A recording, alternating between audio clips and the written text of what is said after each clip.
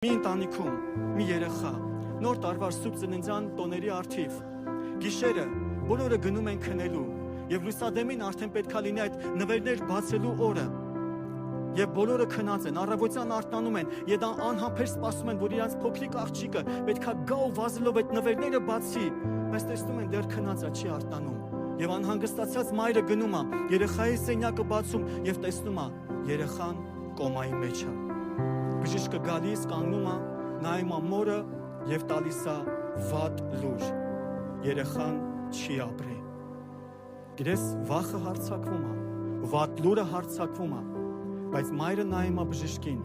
պտտվում նայում է իր քրոջը եւ ասում է. Ես հրաժարվում եմ վախենալուց։